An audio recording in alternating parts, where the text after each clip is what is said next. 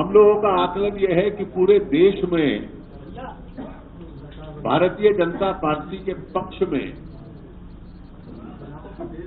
जो पिछले कुछ वर्षों से माहौल बना हुआ था वो बरकरार है और तेजी से आगे बढ़ रहा है।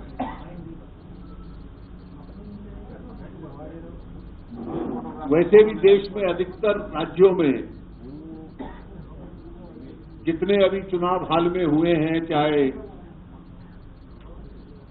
पंचायतों के हो चाहे नगर निगम नगर पालिकाओं के हों, एक आध अपवाद छोड़कर पार्टी के पक्ष में एक जो मतदाता का झुकाव था वो स्पष्ट दिखता है। उत्तर प्रदेश की भी लेजिस्लेटिव काउंसिल के चुनावों में जो ग्रेजुएट कंस्टिट्यूएंसी थी, हमारी परफॉर्मेंस बहुत अच्छी रही है। एक ऐसा प्रांत जिसमें परंपरागत दृष्टि से हमारी बहुत बड़ी ताकत नहीं थी, ओडिशा, पंचायतों के चुनाव चल रहे हैं और कल उसके पहले फेज के जो परिणाम आए हैं, एक बहुत अच्छी परफॉर्मेंस भारतीय जनता पार्टी ने उड़ीसा में भी की है। और यहां भी जो पहले फेज में कुछ लोग तरह तरह के आकलन देते थे, चुनाव के बाद बिल्कुल स्पष्ट है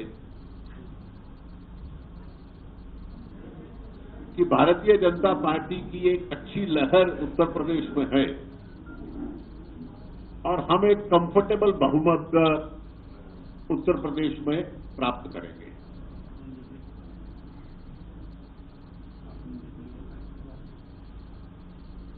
उत्तर प्रदेश में तिकोना मुकाबला है। पहले दोनों फेजेस में तो उस त्रिकोण का तीसरा कोना जो है बसपा भी कई स्थानों पर मुकाबले में थी,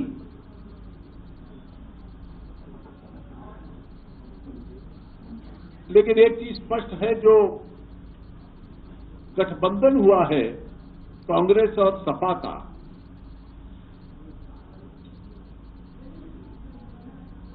इससे बड़ा कोई अवसरवादी गठबंधन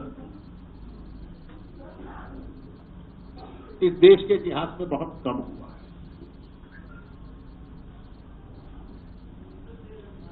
ये मजबूरी का एक गठबंधन था। It was an alliance under compulsion.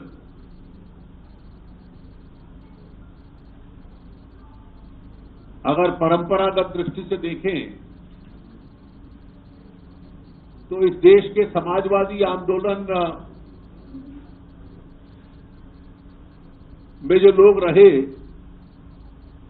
वो उतने ही घोर कांग्रेस विरोधी थे जितने जनसंघ और भारतीय जनता पार्टी के लोग थे। डॉक्टर लोहिया से अधिक कांग्रेस विरोधी इस देश में बहुत कम रहे हैं। कांग्रेस हटाओ देश बचाओ सन 60 के दशक में ये लोहिया जी पहले राजनीतिज्ञ थे जिसने ये नारा दिया था, और उस आंदोलन के साथ जुड़े हुए जितने भी लोग थे, राजनारायण जी, जॉर्ज फर्नांडिस, और उनकी जो विरासत थी वो कूट कूट कर कांग्रेस विरोधी थे।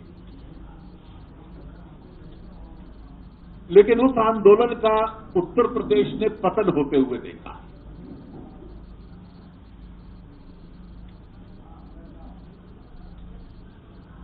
वैचारिक आधार को छोड़ना और वैकल्प में पारिवारिक आधार को स्वीकार करना,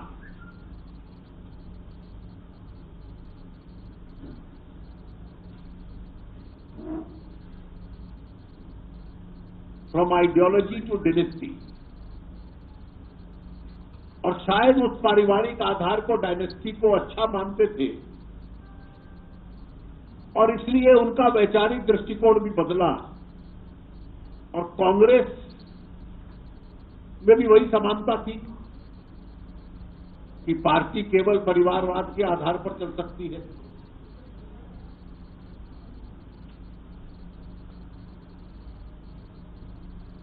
भ्रष्टाचार में कोई बुराई नहीं है और भ्रष्टाचार में कोई बुराई नहीं है। परिवारवाद राजनीति का एक तंत्र है और इसकी चरण सीमा तो तब देखी जब श्री नरेंद्र मोदी जी ने काले धन को खिलाफ एक संघर्ष छेड़ा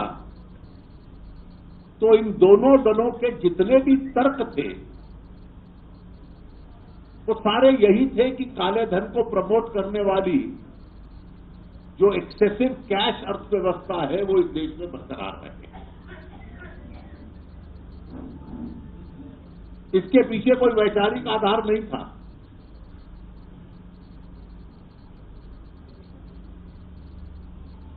भ्रष्टाचार को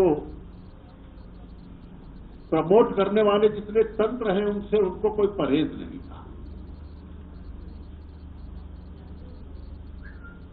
दोनों दलों में पतन इस सीमा तक आया कि दूर दूर तक सुशासन से कोई लेना देना नहीं।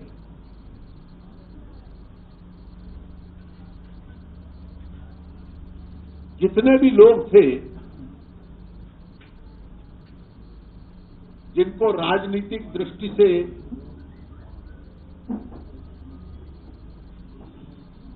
अच्छा नहीं कहा जा सकता था, दिखावे की पोजीशन लेने का और बाद में सबको उम्मीदवार बना देना। समाजवादी पार्टी ने तो पिछले कई वर्षों से उत्तर प्रदेश में गैंगस्टरिज्म की जो परंपरा बनी है उसको राजनीति में प्रतिष्ठित कर डाला है और केवल दिखावे की दृष्टि से एक पोजीशन लेना उसके खिलाफ और बाद में सबको गले लगा लेना और उम्मीदवार बना देना। और यही कारण है कि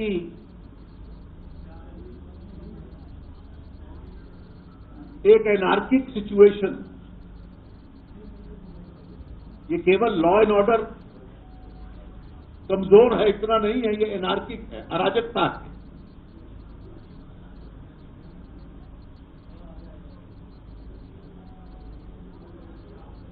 कहीं व्यापारी का कत्ल हो रहा है, कहीं किसी और समाज में व्यक्ति का कत्ल हो रहा है, कहीं मंत्री के खिलाफ आरोप लगाने वाली महिला का कत्ल हो रहा है।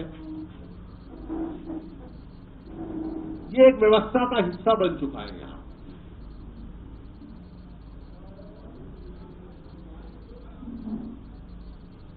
और विकास की दृष्टि से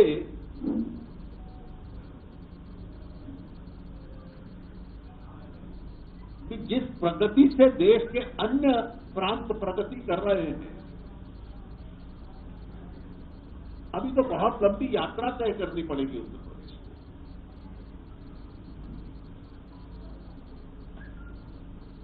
में। एक आधा अधूरा हाईवे बनाना और कहना इसलिए वोट दे दो। हम लोग तो जब से 3.25 साल से सरकार बनी है 10,000 किलोमीटर पर वर्ष नेशनल हाईवे का निर्माण करते हैं। ये टारगेट रखा है, यानी 30 किलोमीटर रोज का, और 22-23 किलोमीटर रोज का तो हम लोगों ने उसको इंप्लीमेंट किया हुआ है। आज देश में लगभग 240 हाईवे साइमल्टेनियसली, जब मैं आपसे बात कर रहा हूं इस वक्त, बन रहे हैं। तो कोई कहे मैंने 5 साल में एक सड़क बना दी, वो भी आधी अधूरी।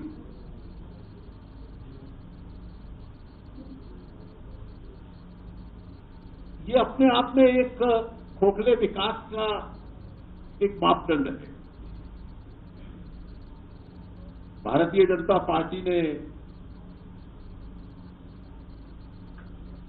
देश के सामने भी और उत्तर प्रदेश के सामने भी अपनी प्राथमिकताएं बड़ी स्पष्ट रखी।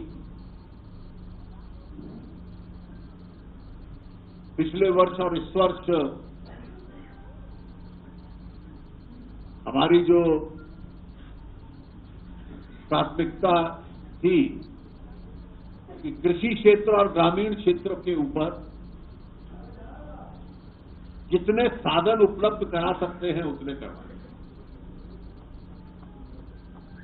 2018 तक कोई ऐसा गांव ना बचे जिसमें बिजली ना हो।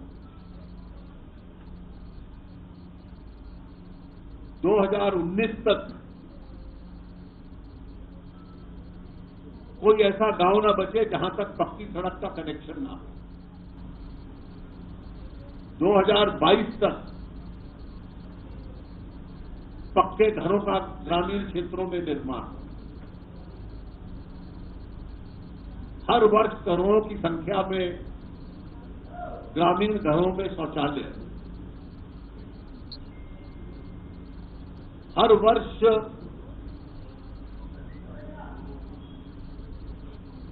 सिंचाई के लिए अधिक से अधिक साधन देना।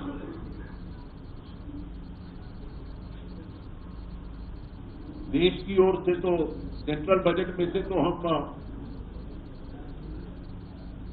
एक रिकॉर्ड ब्याज की सब्सिडी देते हैं किसान के लिए, और राज्य जिसमें योगदान दे दें तो जो बकाया भी है वो भी नहीं लगता। एक प्रकार से बिना ब्याज के बन सकता है, दोनों के अगर साधन मिल जाए। तो ग्रामीण क्षेत्रों पे खर्च करना अगर पहली प्राथमिकता है तो देश में इंफ्रास्ट्रक्चर का निर्माण, जिसमें ग्रामीण सड़कें, national highways, railways, airports, ports, बिजली का क्षेत्र। यूपीए सरकार में तो पूरा डेवलपमेंटल एक्सपेंडिचर इतना नहीं होता था जितना हमने इस साल इंफ्रास्ट्रक्चर के लिए रखा है। 3,96,000 करोड़। ये जो पूरा डेवलपमेंटल एक्सपेंडिचर होता था यूपीए सरकार का, ये हमारा इंफ्रास्ट्रक्चर का खर्चा ही उससे अधिक है, और इसके परिणाम भी देश में देखने को मिल रहे हैं। सामाजिक क्षेत्रों में अधिक से अधिक खर्चा करना,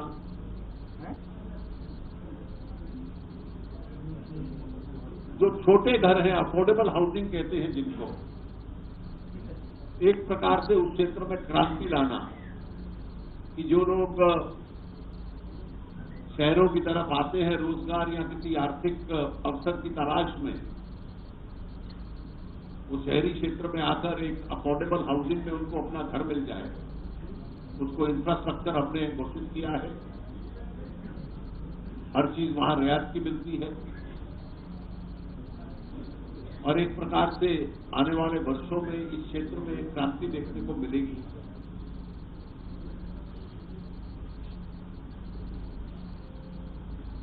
हर साल जब बजट आता था, और ये 70 साल की परंपरा है, तो अगले दिन लोग देखते थे कि किस चीज का दाम बढ़ा। यही समाचार पत्रों में हेडलाइन होती। हमने तो वो परंपरा भी समाप्त कर दी, उसको पॉलिसी डॉक्यूमेंट बना दिया, और हर वर्ग को टैक्स बेस एक्सपैंड किया जाए। इनडायरेक्ट टैक्सेस को हमने छुआ नहीं लगभग, और डायरेक्ट टैक्सेस में लघु उद्योग को रियायत देना, छोटे टैक्स पेयर को रियायत देना, और जिसके पीछे उद्देश्य ये भी है कि जो लोग अपने आप को उस व्यवस्था से बाहर रखते हैं उनको बहुत आकर्षित करने वाला एक रेट मिले जिसमें बहुत कम टैक्स देकर आप ईमानदारी का जीवन जी सकें, ये सुविधा भी देना।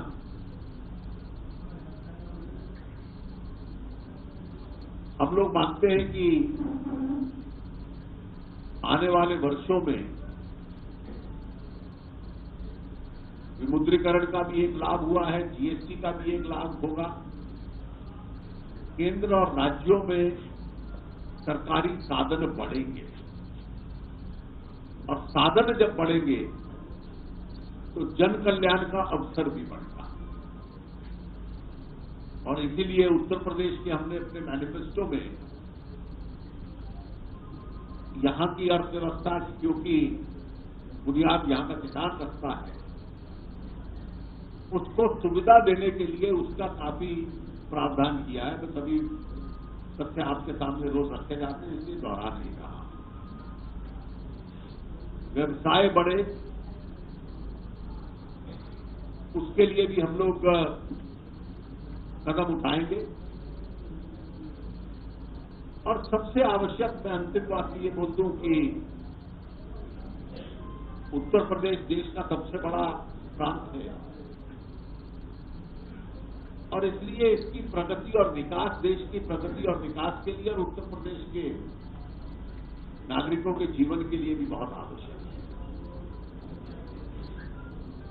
हमारी यहां सरकार बनती है तो दोनों केंद्र और राज्य की सरकारें मिलकर